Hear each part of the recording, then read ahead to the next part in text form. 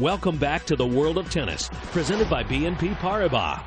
Two men after the same exact goals, going about it opposite ways. You had the lefty servant volleyer, his game based all on finesse. You had the righty ground stroker who crushed everything in sight, and game was built on repetition and physical fitness. It was East versus West. It was Rocky IV playing out in your living room week after week. The rivalry defined the 80s. Lendl against McEnroe. Let's take a closer look.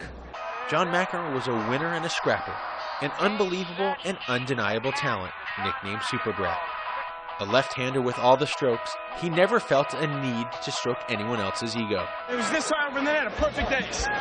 A servant volleyer, his shot-making artistry enabled him to dominate tennis from 1981 to 1984. He dethroned the great Bjorn Borg at Wimbledon for one of his 3 wins on the legendary grass. He's won it, so McEnroe ends Borg's 5-year reign. And in his home state of New York, he won 4 U.S. Open titles.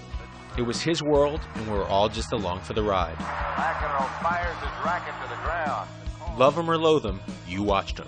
There were times when his 2 or 3 minutes of interruption caused the other player to lose their momentum, and it clearly worked to his advantage. Is it gamesmanship? Is it sportsmanship? Not for me to say. It's not my fault that he has no clue what he's doing. What is it then, Bob? What is it? You know it all. 1984 belonged to John McEnroe, winning 13 tournaments, his 3rd Wimbledon and 4th U.S. Open title, and a startling 82-3 record. But it was his heartbreaking loss in the '84 French Open final, when up 2 sets to love against the Iceman Ivan Lendl, that signaled a transition of Mac's dominance to Lendl's reign. Ivan Lendl has finally won a Grand Slam championship. I just remember it was a turning point in that career. McEnroe sort of stayed the same, and Lendl just got better and better. Lendl was far from unknown, but he did have a reputation for coming up short in big matches, having made it to 6 Grand Slam finals before finally breaking through in Roland Garros. The loss ended McEnroe's 39-match winning streak and was the closest Mac would ever get to a French Open championship. I think there's a huge amount of frustration after that match for John. It was just an up and down, incredible match. And I think that he, at that point, just felt, my God, I don't know if I can beat this guy. I happened to get lucky and win it. And it was great. It was my first major, but I think it changed how people looked at me. Later that year, McEnroe avenged his French Open loss by beating Lendl at the U.S. Open, but he never quite got over that French Open defeat. You lose that edge when you're number 10 in the world instead of being number 1. You know, there becomes a certain frustration that you're never ever going to get that back. Lendl's 1985 U.S. Open conquest of McEnroe hoisted him to number 1 in the world, a position Lendl then held for 156 straight weeks, just 3 short of Jimmy Connor's then Open era record. I just sort of remember that domination. It was like power against grace and the power of one. And it just sustained that for the next 5 years, and he just dominated the sport. Returning to number 1 in 1989, he spent a record total 270 weeks at the peak, and he remains the only male tennis player to exceed a 90% winning percentage in 5 different years. Since their respective retirements, the two have gone in opposite directions, with Lendl sitting out the next 16 years with back trouble, while Johnny Mac has been everywhere. He's done what he does best: talk the talk.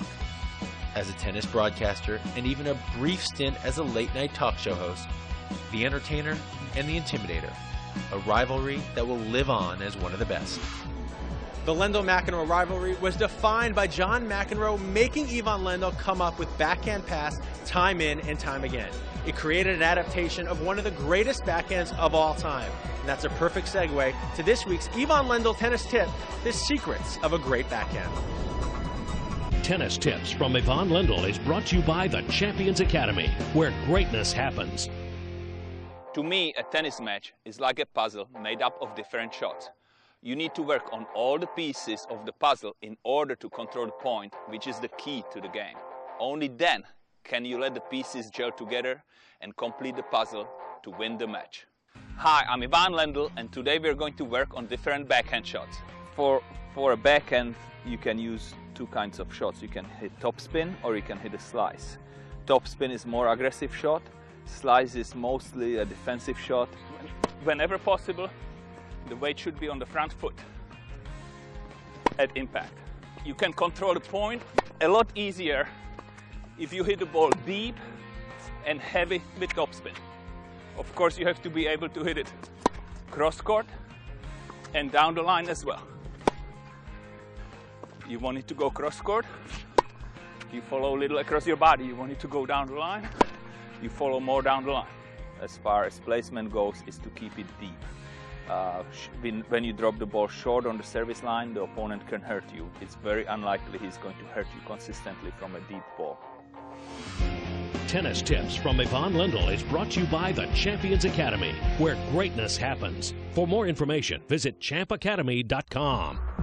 Up next, discussions on how exhibition tennis plays in the professional world with Tennis Magazine's Editors Roundtable.